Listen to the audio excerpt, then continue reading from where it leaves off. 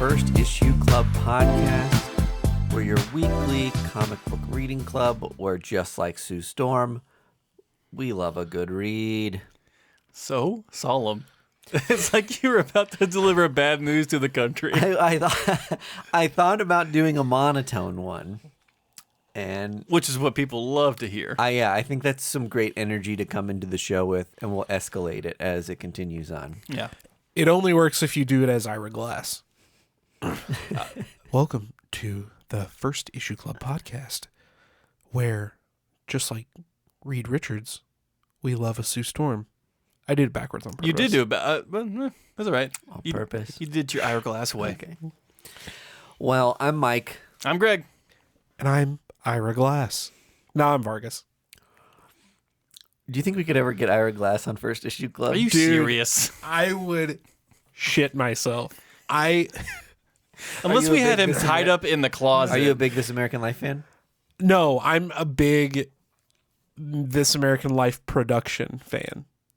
Like, Oh, The you s- like the doot. their whole vibe is like perfect. I love his voice. I love the way that they do all of their audio. It's great. The content Settle is like down, whatever. man. I know he's a radio host, but that's about it. He's on NPR, right? Yeah. Okay. Yeah. That ain't comic books, and that's not why I'm here. Fair. Well, this episode, we're going to do the things we normally do.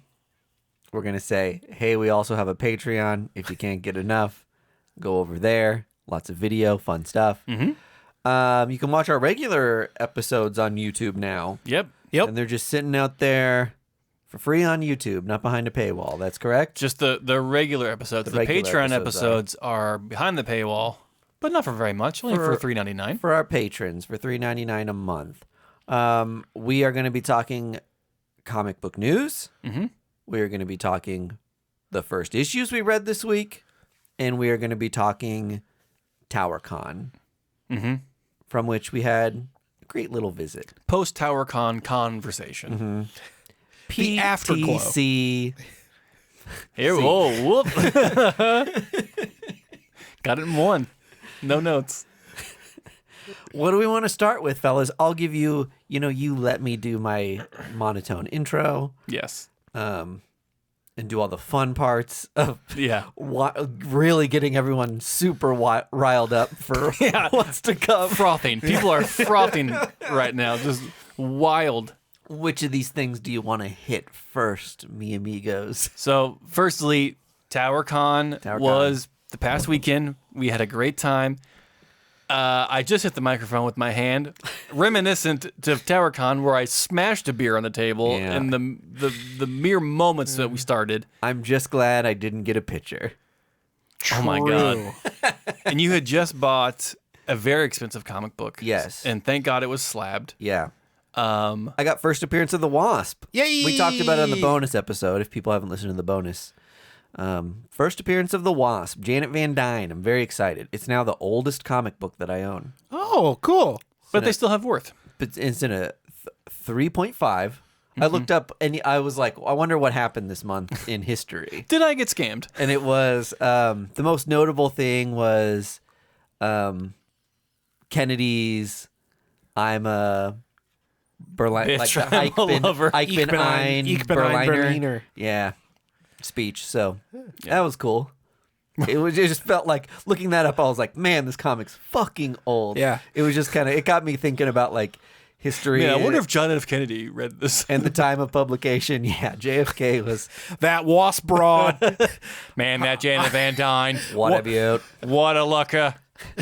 One day she's gonna name a superhero team. It is cool. So Janet Van Kind of Dyne mouthy, though. named the Avengers the Avengers. Sure did. It was her old. What? Correct me if I'm wrong on this. Roller derby team. It was her old roller derby team. She was a punk rocker in the 80s that transported back in time. Just post-disco. She was still enjoying roller skating. And Marvel predicted all of this stuff and had a great history with time travel and predictive trends. Yeah. The final thing that time-traveling Janet Van Dyne said was just like, oh, the final thing about 9/11, and then she just disappears. Marvel predicted Billy Idol. And Billie Eilish. But no, it's super cool to have the first appearance of an original Avenger. Yeah. And I say this a lot when I'm talking about a lot of my comic book collection, that I think it is very sad what you can attain first appearances of women characters for that have massive standing in pop culture when compared to their male counterparts who may have much less. No joke. And the fact that I could good, I think it's good condition is 3.5 copy of an Avenger is just like insane. It is insane. It's the most insane thing I've ever heard. I'm glad Something you like have that seems like it should be like $1,500 or something. $1,500. 1.5K, I was gonna say. It seems like a $1,500 comic. It really does. Because she named the Avengers. Yeah. And she's had a long-lasting history with the characters, and I wonder. Well, that issue's got to be worth more because that's got to be Avengers #1, right? Avengers #1 is the one where she names the yeah. team. Yeah, it's at the end of it's their. the final page. Yeah, and it's worth more because it's got more men in it. So, And there's That only tracks. men on the cover, I think. yeah. But I think it's her. I think it's her call sign. I think Janet Van Dyne was in the Air Force or Navy. Or what? Really? Yeah, and Avenger was her call sign. Oh, cool. So she's got a cool back history. Right on. Yeah. Yeah, so you got that, and then we got to talk to Kyle Strom, Yep. and he's an amazing artist, and then he's also from Kansas City, so that's why I got to meet him, and then he dropped some pretty cool comic book information on us, that some secret projects coming up. If you want to learn about those, go to the Patreon. It's on the free section, so you don't have to pay to listen to that episode. But it was a great time. TowerCon has always been great. I have yet to be disappointed by this mini-con that happens here in Kansas City quarterly. Yep. So shout out to Beskar Books for letting us crash the party and record an episode there. That was really fun. Yeah, we can't wait till December when they do their year anniversary show. Ooh la la. Which they're going to be pulling out all the stops. It's gonna be dope. I'm going to dress up as Santa Claus, probably. Wow. Or Santa Paws. That's something for me to really look forward to. It's whatever I can afford at the time. Maybe I'll hold back my review of the Scratch and Sniff Santa cover For that episode. Can we... That... I like that variant covers are now veering in that direction. Sure. Because, bring the weird stuff. Bring the die-cut covers. Bring the scratch and sniff. Bring the embossed or glow-in-the-dark stuff. Doom love Patrol did the that. scratch off. Yes, like the scratch your The ticket. mirror thing. Yeah. That stuff just fills my heart with joy. Like, I love the old acetate covers that when you peeled it, it revealed other things. Like, Yeah. they had, painted on the acetate. Like, that stuff is why I got into comics. Like, the gimmicky... Because this is a hobby that you have to judge a book by its cover. Yeah. It's basically mandatory that you do. And so to have those gimmicky things pop out to you, like as a kid, that is what lured me to the racks. I especially love that Doom Patrol scratch off one because it's kind of like you have to ruin the comic book Yeah. to get the payoff. But that's totally Doom Patrol. Like, that's Yeah, what they're all about. Exactly right. It's almost like a good commentary twist for how punk rock that book is. Yeah. Well, and they've got a history doing that. Do you guys They remember had the sticker on the cover that you peeled off. Yeah. That was an homage to the Andy Warhol thing. Yeah. Yeah. What was that band? Fuck. Velvet Underground. Velvet Underground. Album Yeah. cover, yeah. Which the publisher Humanoid just did a big trade about the history of the Velvet Underground. Oh, really? Yeah. We'll be... Is it in comic book form? Yeah. So we'll be reviewing that on the website. pretty soon. Humanoid. Okay, so one of you mentioned a trades segment on First Issue Club. Yes. Is that a bonus show or a segment we're gonna do? A segment, really, if you A want. segment. Whatever you okay. want to do. So I read 2 humanoid graphic novels this past week, and I really enjoyed them both. So I'm excited for you guys to read those and talk about them. Project Arca, and then the other one was a Stephanie Phillips like Muay Thai boxing book that the name's escaping me at the moment. 8 limbs. 8 limbs. Because it's the 8 limbs of Muay Thai. Aha. That book, I loved the twists and turns in 8 limbs. Yeah. And I think I won't try to shoehorn your review on it, but like I want it to be a little longer. Sure. I wanted a little more meat on that. Did we all read it? Some of us haven't because everyone else at the table is busy reading it. So Well, you can take it with you today. So salty. I'd rather just complain about it. Oh, salty, this guy. Moving on to the news section, there's a few things we need to cover. Mad Cave Studios has the rights to Dick Tracy, and they'll be releasing new Dick Tracy stories coming March 2024. Is Dick Tracy not in the public domain at this point? How fucking old is that character? Okay. No, because the original newspaper still owns the rights to it. Oh, is that what it and is? They own parts of the rights to it. Okay. And Warren Beatty Yeah. bought a huge chunk of it. Yep. Because he had big plans for Dick Tracy, and it just didn't happen. Did you see the story that he filmed a little, like a weird short as Dick Tracy? Correct. And he Doing only, like a pizza commercial. and he only did it to keep the copyright. Correct. Because I think you have to make something every so often for it to not expire. Correct. Yeah. It's bullshit. And that's why I love Bush's Baked Beans. Have you Dick seen it? Tracy. Did you No. watch his video? I wonder if he got like the full makeup on and everything. Well, or- so that's what's he's that's what's so old at this Just point. like he's, but like Just in like the, big old. schnoz. Hi, I'm Dick Tracy for Little Caesar's Pizza. that's what's so bullshit about it is like it's the same reason Roger Corman made that Fantastic Four movie. Yeah. Just so that the rights wouldn't lapse. Yeah. They never even intended to release it. Because Warren So Beatty stupid. doesn't have any new ideas for Dick Tracy, Yeah. but he wanted to make for damn sure he had the rights to it still. Yeah. So fucking I stupid. think he wants to go to his grave being like the only Dick Tracy. Well, I mean, I'll send him there. yeah, I guess so. But yeah, so March 2024, Mad Cave is going to be releasing new Dick Tracy stuff by Alex Segura, Michael Makar, and Geraldo Borge. Let me ask you this about Dick Tracy. Yo. Would you be mad if they modernized the character? So Not at all. You wouldn't? So if they bring him into now. here's the thing.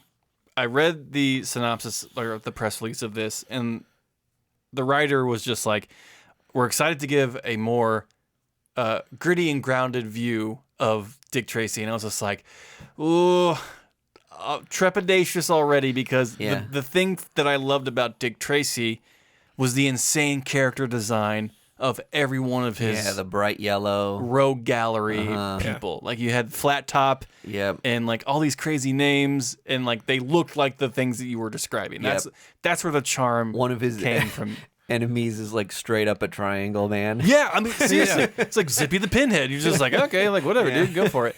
So like I don't want like Dick Tracy like cursing or like you know what I mean, like a washed up alcoholic. Like they like really like turn heel on it. They When just make Dick Tracy Sin City. I mean, that's what I don't want. I want it to. Dick Tracy can live in that realm of camp and charm. Yeah. And like the walkie-talkie watches and like the little kid that helps him. Like that's What would you do with the walkie-talkie watch now?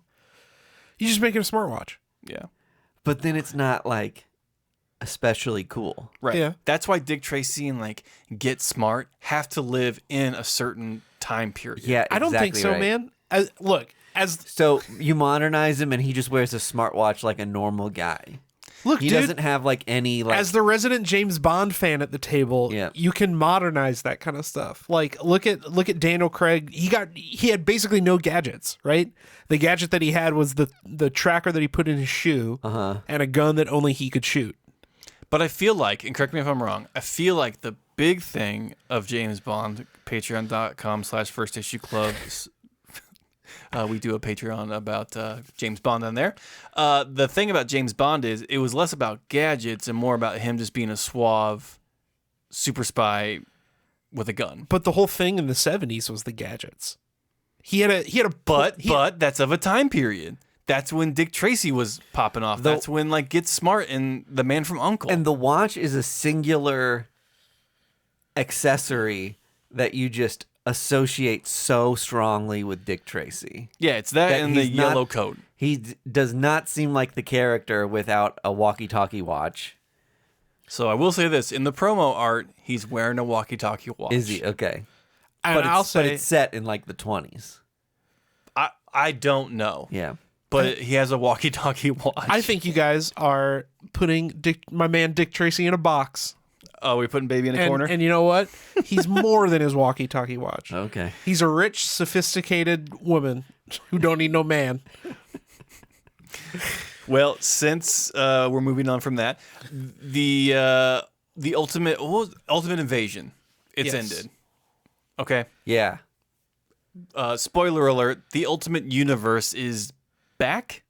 I guess. Yes. Yeah. So it's been announced that Jonathan Hickman and Marco Cicchetto are doing an ultimate Spider-Man franchise coming next year. We'll find out more about it in October when New York Comic Con. Mm-hmm. And presumably, so they're doing a one-shot called Ultimate Universe. Mm-hmm. Presumably, more information will be coming in that. I imagine that's like what Marvel does with every new big kickoff thing, where they just like give you a big annual sized Yeah. flip book of just like, here's the stuff to look out for. Yeah. We get to like, oh, hey, $12, please. yeah, art germ cover. Do we know if it's this? I'm assuming it's the same Ultimate Universe as before.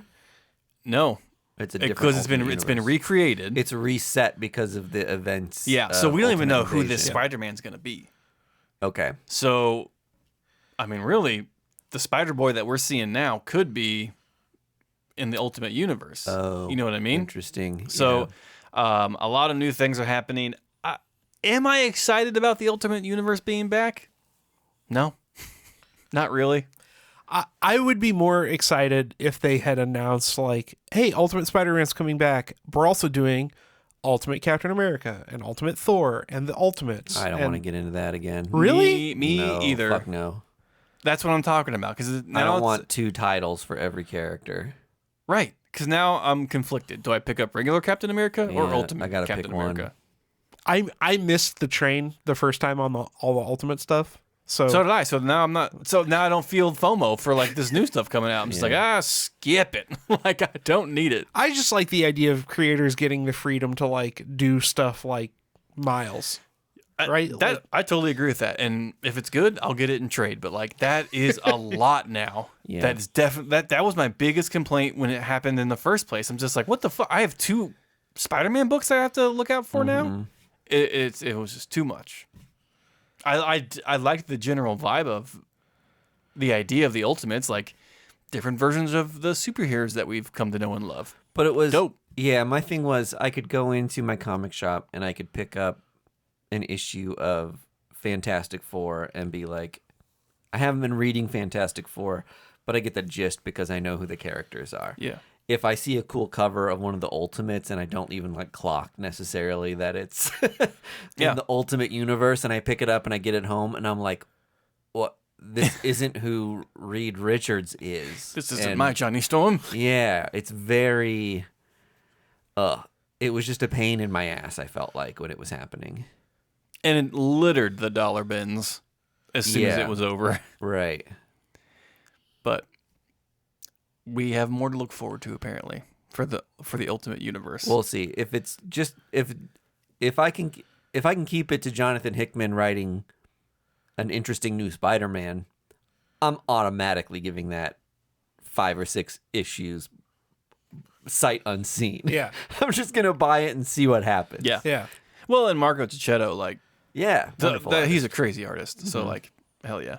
My last bit of news here: Distillery announces comic from artists Mirka Andolfo, that is the follow-up series from Devil's Cut. Yeah. From the big annual that they put out, and it's called Blasphemous. Yeah. Which like kind of follows like the It's like demons or pop stars. yeah, and like the obsession with like media and like clout and like just how they deal with that. That So, story was dope in Devil's Cut. It was cool. Yeah. So, but it kind of gives some weight to our argument, Vargas, of just like those little stories in that annual are going to get bigger spin out because this is going to be a 5-issue miniseries that cool. Merca's doing. So, I mean, Chunyan did one as well, and like so many others. Like that is just kind of like their preview section before the movie of Totally. like, here's some stuff we're working on. Like, look out for it in the coming year. I think they're all going to be like massive premium format books too. Yeah, everything I'm seeing is Yeah, big old It covers. looks like they're sticking with that, which is cool. Yeah. If the price is down, Yeah, if the price is right. yeah. Which we'll see. Yeah. More to come Well, I on think that. their thing is like we're a premium format publisher bringing you like the best talent, and this is like prestige sort of stuff. So I don't know. I feel like that's kind of the thing they're selling me. So I'm not gonna complain so much about the price Sure. point on it. I mean, I'm going to get it. Don't get me wrong. This is my thing again. If you're a big Merca and Dolfo fan, Yeah. pre-order it on one of many sites or your local comic shop so you get your 35% discount on it and Right. pay much less for that comic book. Right. Where do you get a 35% discount on comic books? Previews. Everything I pre-order on Midtown is 35% off cover. That's T-Fall's bananas. T-Fall's the same. T-Paw's 15%.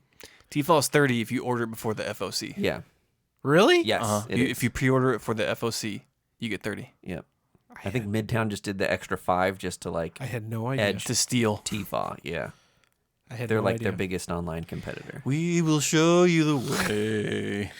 And that's all the dynamic breaking news that I had.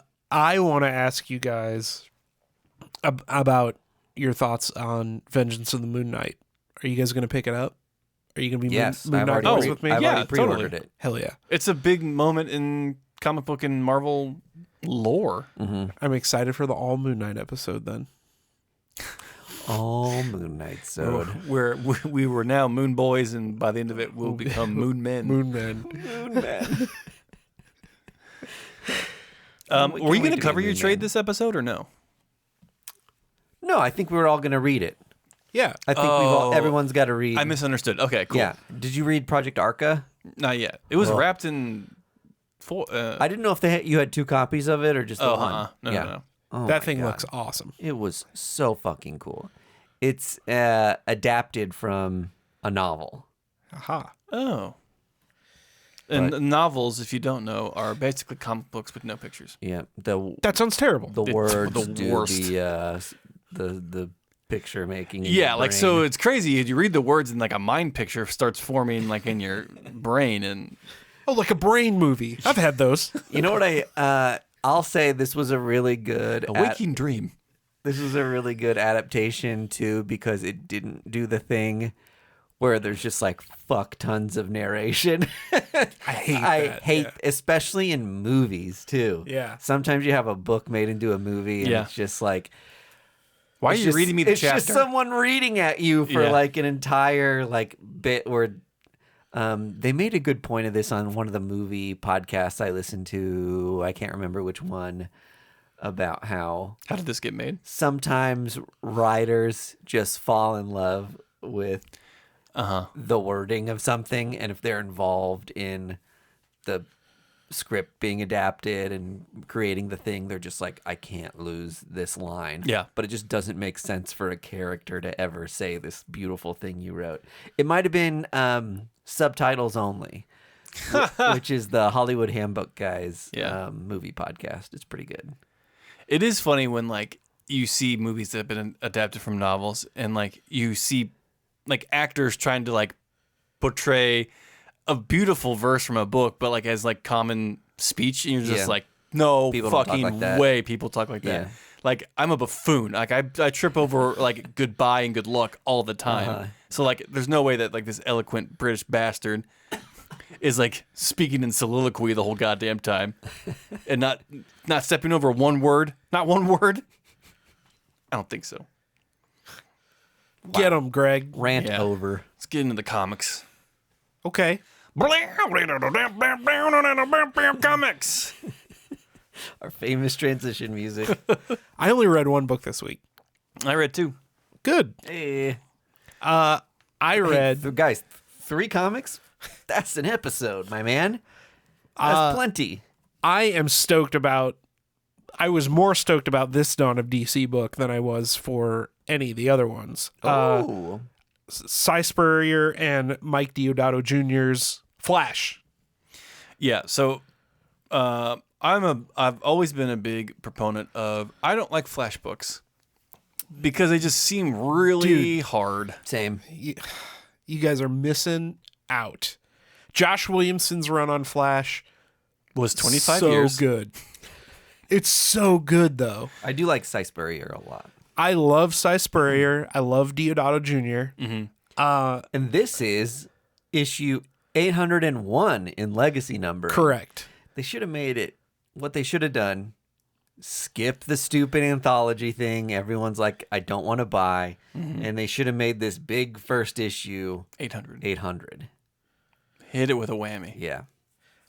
Well, sure. Yeah. All right. And also, we should probably note, because I'll be mentioning it in the Power Girl book that I covered, all these people are a little different now because of the Lazarus reign. Yes, that's why it's like dawn of a new DC. Yeah, so everyone's got kind of the same powers, but some are a little different. Yeah. Well, so the first and foremost, I've got takes on the Power Girl thing. Sweet. first and foremost, this is Wally West. This is not Barry Allen. And it is very much a family book, kind of first and foremost. It has that same kind of like Batman vibe where you get like the Batman team up Sorry, books. I immediately went to Fast and Furious. Oh, yeah, it's about family. Flash is about family. He is fast and furious. He is fast and furious. They've renamed him to Dom. This is very much like a jumping off point for like larger stories that are going to show later on.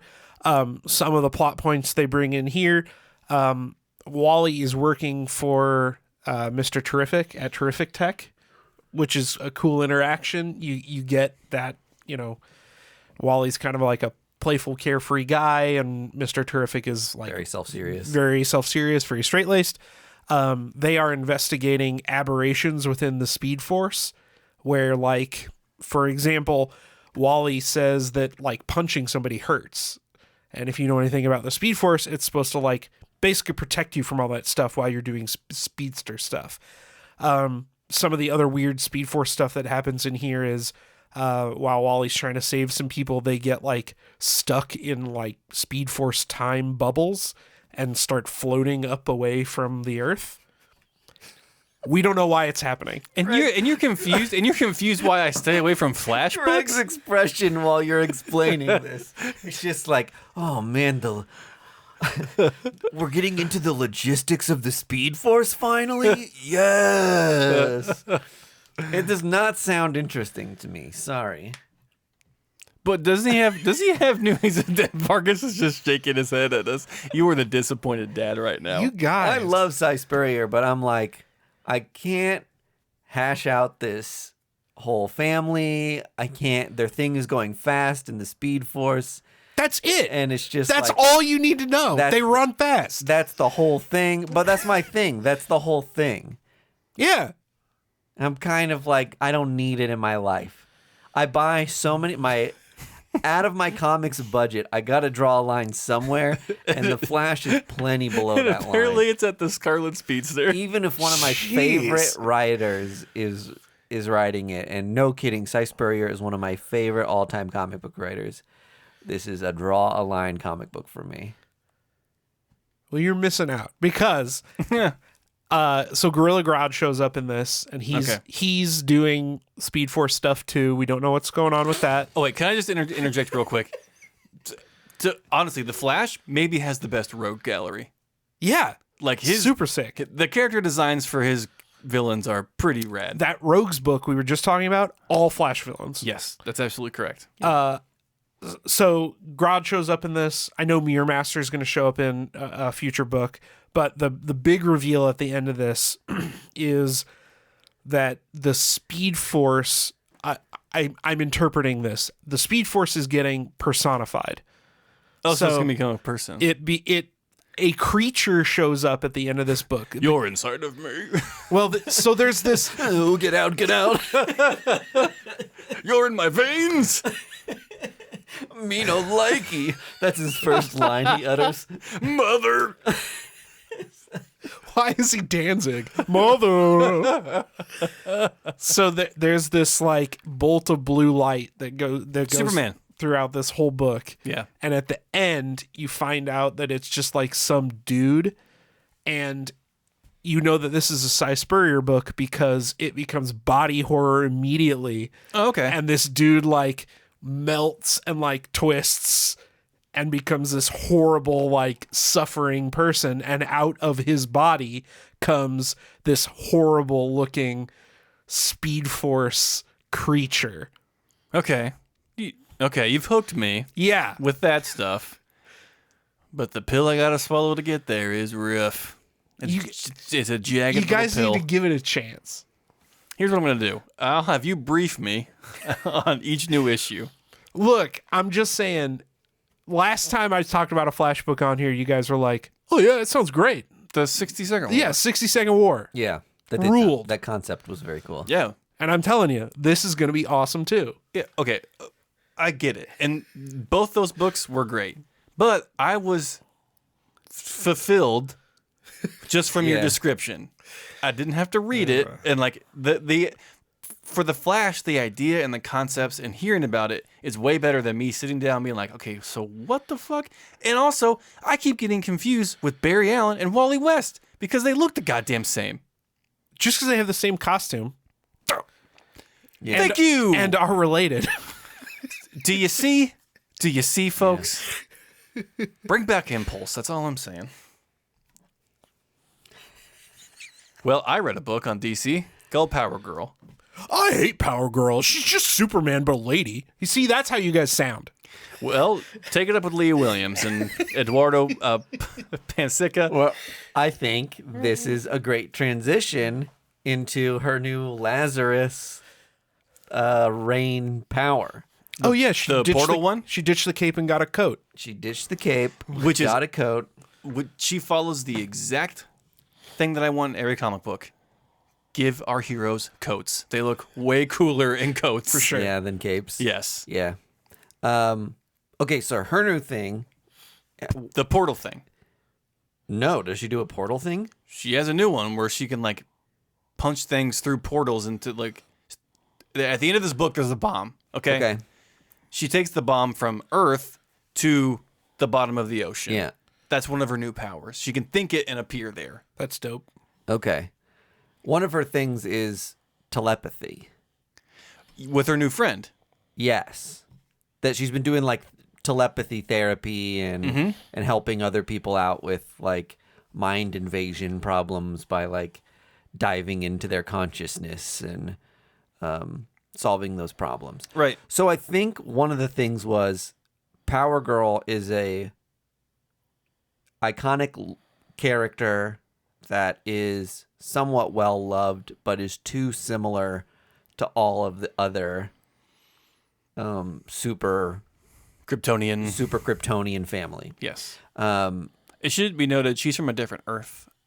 yes, she's from Earth 2. Earth 2, yes. God. You see, folks? Nerd alert. You see? But in any case, I feel like they somewhat Jean Grey-ified her. If she can punch things through portals, they somewhat America Chavez-ified her. Yes. They're just differentiating her and giving her a couple more powers that make her a different sort of hero.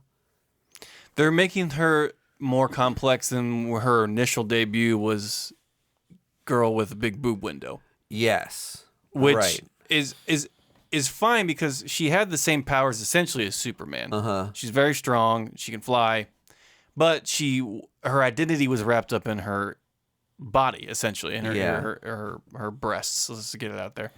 And so now they're adding more layers to her as a person and as a superhero. Well, which is why I thought the telepathy thing from Leah Williams was genius, just because it's like, we'll immediately make this like a thinking person's character.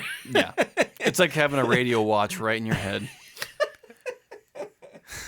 But yeah, Leah Williams is so good at writing. Full stop. Yeah, full stop.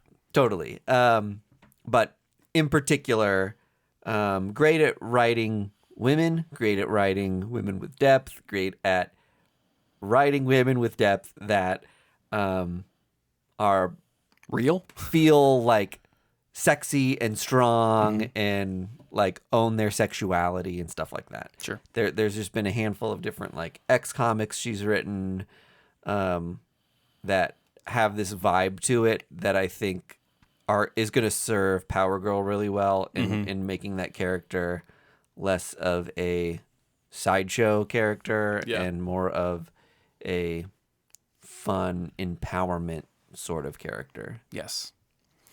Okay. A lot of pressure on Leah Williams to write this book, because when a lot of people saw her name attached to it, they assumed that it was going to be making some grandiose statement about femininity and what it means to be like and objectified and things like that. I think really the message she's going to try to get across here from the Night Terror stuff I read and this book I read this week is just like, it's about belonging and like who you are as a person and like rebranding yourself. Yeah, being part of the super family, but like not really being welcome or not feeling like she's one of them. Yeah, and so at the end of the book is basically Power Girl getting a new non-superhero name, Paige, and like trying to rebrand herself as like this philanthropist in science. Wow. Porky Pigging it over here.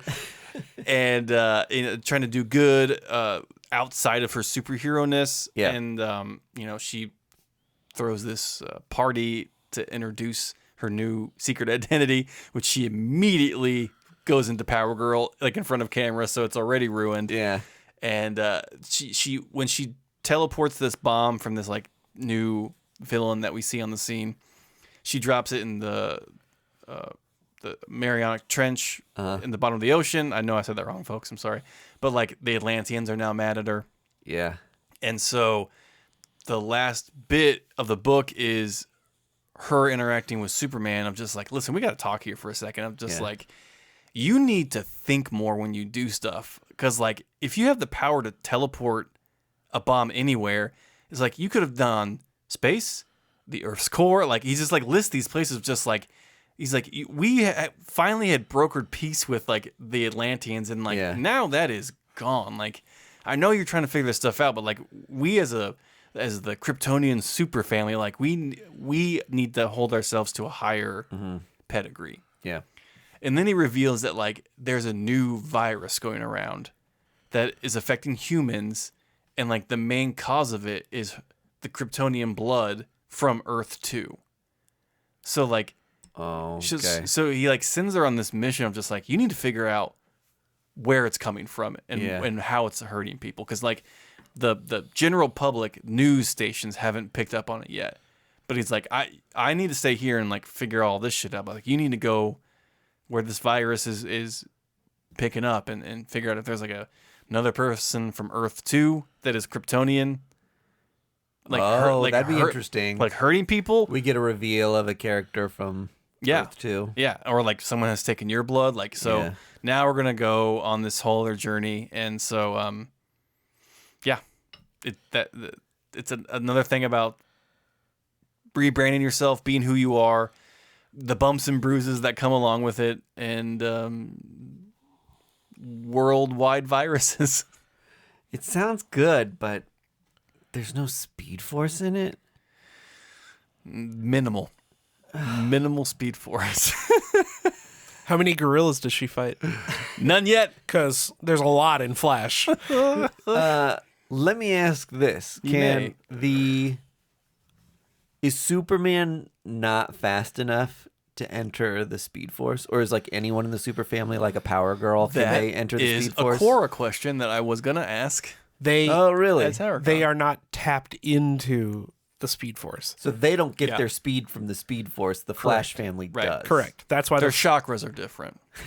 That's why the Flash will always outrun Superman. Okay, because his is from the Earth's sun. An entire Superman is limited to like how fast a Kryptonian can run. Yeah, just like there is a top speed for a human. Mm-hmm. But the Flash is like literally tapped into a thing that makes things go fast. Ancient source of power in the world. Like that's kind of cool. Like that is like really neat. But like, and not to get back to the Flash stuff, but like they beat the shit out of that storyline. Like I know the Speed Force is like the whole thing, but like get a new bit. Well, that's what's cool about this particular story is that like throughout it. He goes to work and he's working with Mr. Terrific and they are like trying to quantify and figure out what the fuck the Speed Force is. And Wally is saying like, as a speedster, it is like my God, right? Like, no, for sure. Yeah. I this is a thing that's thinking and feeling. And all these scientists are like, no, it's numbers and math. This is my Deepak Chopra. Well, and then at the end, it's like this horrible deity that shows up. Whatever, you guys don't even care. You don't even care about the Flash. I like that aspect of it. What do you want to see personified Speed Force do? Well, is it going to be friend or foe? Start a screamo band. Wait, I'm gonna speed metal. Oh, there you go. Now you're talking. Think of I am the Flash. Think of the solos personified Speed Force could play. Oh. Yeah. It looks like an alien. All right. With spikes? Yeah, you're kind of sold now, aren't you? I mean, it looks cool, but I still want it explained by you. Is that a spike cape? Yeah, I don't know, man. It looks like, you remember those trees that used to be in... Do you remember trees? In Lee Summit? Lee Summit had all these, like, diseased trees that had, like, crazy spikes coming out of them. That sounds metal as fuck. If they looked like that, I definitely wouldn't remember what the hell you're talking about. My neighborhood had a lot of them. What else did you read, Greg? I also read Usagi Yojimbo, Ice and Snow, Part 1. Dope. Of 5 by Stan Sakai on Dark Horse, but it's also on Dogu Publishing, which is Stan Sakai's imprint. This is your standard Usagi story, which is not a dig. It is a call to arms, which is like everyone should be reading this fucking book because Stan Sakai has been doing the same storyline, the same through line for damn near 30 years now, maybe more so. Is this a safe space? Yes. I've never read a Usagi. Oh. That's fine. Yeah. Nor a Yojimbo. Which is crazy because your love for samurai films, this is right up your alley. Yeah, totally. This is anthropomorphic creatures as samurais. Yeah. And I mean, this is some same old stuff. They're traveling through the Japanese high mountains, run across some bandits. They handle them quite easily, but then they stumble upon a mysterious hut by this woman who is too eager to help them spend the night in her cold mountain hut all alone. And then demonology ensues. But it's great. I mean, like, it is wild in this day and age that I think the only other people I know that have done it is Todd McFarlane with Spawn. Is this like he's the sole creator of Usagi? I mean, now McFarlane has like other people doing like the spin-off books, but like that's Todd McFarlane passed off Spawn at some point. And Stan Sakai's been like the sole person doing Usagi. I don't think he'll let anyone else do it ever. Though I think maybe the longest running creator with a single character thing has got to either be Savage Dragon, because that's Eric Larson's always stayed on it, right? Yeah. Or Usagi. I'm trying to think of another one. I think those two are pretty neck and neck. With a single creator. I was gonna say Hellblazer because that was like they Hellboy? aged. Hellblazer. Hellblazer. Because they aged Constantine in real time. Okay. That was like a single through line for like 20 years or something. Yeah. Marmaduke. Oh yeah, it's definitely Marmaduke. yeah. It's Garfield, Jim Davis. Yeah, if you counted Sunday Funnies, syndicated cartoons. Yeah, I mean, Kathy. Ack. Man, am I right? Chocolate. Ack cab.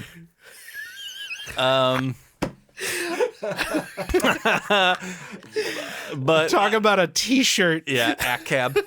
So yeah, I mean, I'm a big Usagi fan, and this book was just like it's like coming home after a college visit and eating your mom's like cooking and stuff. You're just like, this is familiar. This is home. Like. This is what I needed. What I'm interested in is, as someone who's like, clearly the material interests me. But as someone who's never read an Usagi comic, is this something I can jump into? Yes, Okay, absolutely. cool.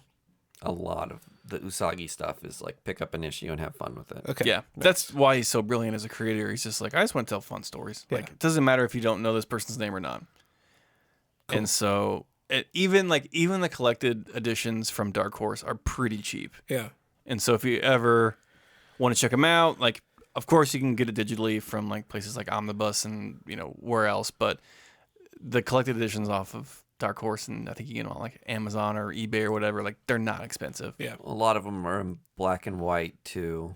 It was a long time before they started doing them in color. The early stuff's a lot of black and white. So you can get a lot of the collected editions on like newsprint, like manga, which is what keeps those so inexpensive. Yeah. So I think there are some collected editions out there that are very affordable. And that actually adds to the charm of it. Like the black and white newsprint collections are like, oh man, this is like flashback in time. Yeah. Flash, Speed Force. That's all I got. And I think we should just end it there. Yep. Wow. Another episode, another adventure. And isn't that what these superheroes give us? A little bit of escapism and a little bit of adventure. We've been the First Issue Club guiding us through and you through that adventure. Power Girl #1. Wow, I'm falling asleep. Definitely read it. Usagi. Definitely read it. Flash #1. Use your thing and read it. Good God. And Bye, everyone. See you.